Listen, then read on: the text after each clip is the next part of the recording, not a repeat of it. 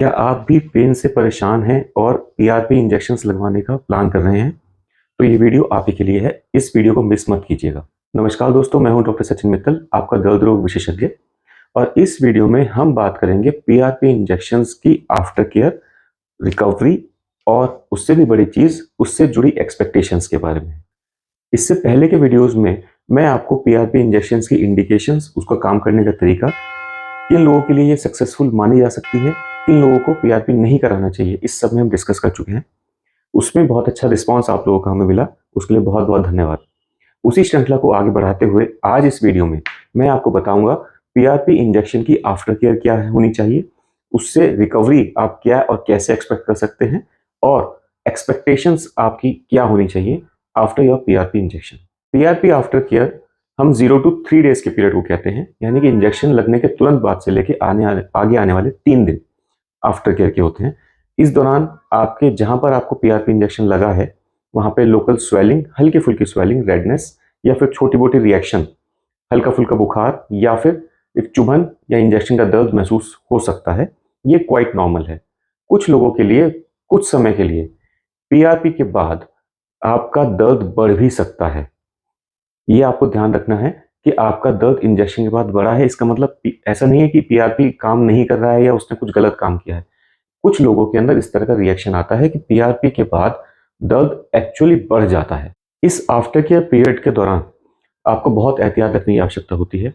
किसी भी तरह का रिएक्शन या फिर फीवर या पेन, आपको पेन फिजिशियन को रिपोर्ट करना चाहिए और उनकी बताई हुई दवा ही, प्रिस्क्राइब्ड मेडिसिन ही लेनी चाहिए। किसी भी तरह का पेन किलर या ओवर द काउंटर टैबलेट आपको नहीं लेना है। आई रिपीट, किसी भी तरह का पेन किलर या ओवर द काउंटर जो पेन मेडिसिन होती है वो आपको नहीं लेनी है without the advice of your pain physician. इस दौरान आप रूटीन घर में चहलकदमी कर सकते हैं।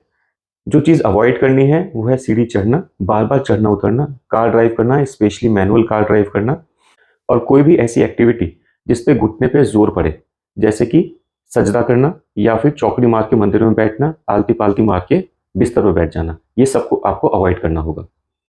मैं अपने पेशेंट्स को post PRP whole recovery period में नी कैप्स पहनने की एडवाइस जरूर देता हूँ। इससे घुटने को सपोर्ट मिलता है।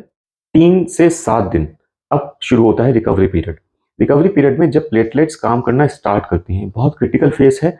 इस समय एहतियात बहुत ज़्यादा बरतनी है। किसी भी तरह का झटका या किसी भी तरह का मूवमेंट, एक्सेसिव मूवमेंट, हमारे किए हुए इंजेक्शंस को खराब कर सकता है।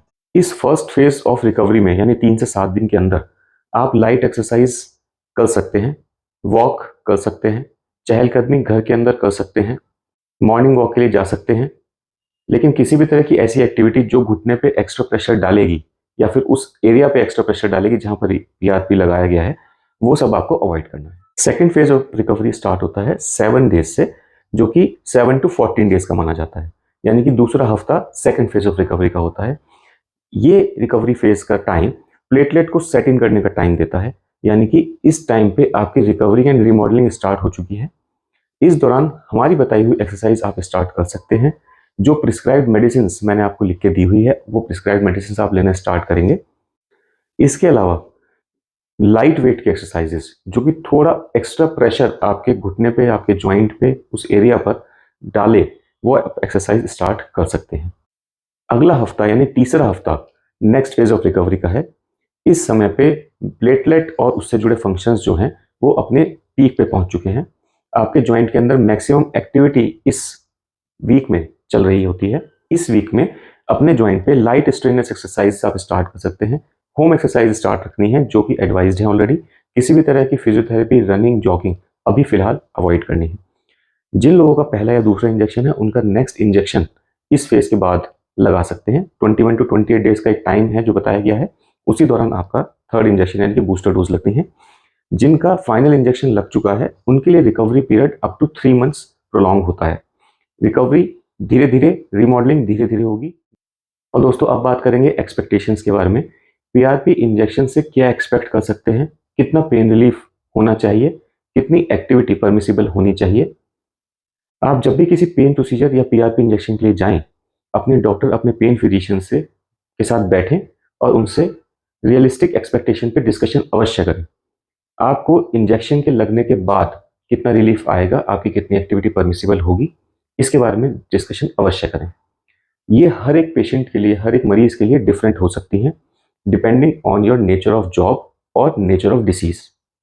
ये बात आपको याद रखनी चाहिए, जो भी पेन प्रोसीजर्स किया जा रहा है या फिर जो भी पीआरपी इंजेक्शन आपका लगाया गया है, वो आपकी प्रतिदिन की परेशानी को देखते हुए आपकी वो परेशानी खत्म करने के लिए लगाया जा रहा है।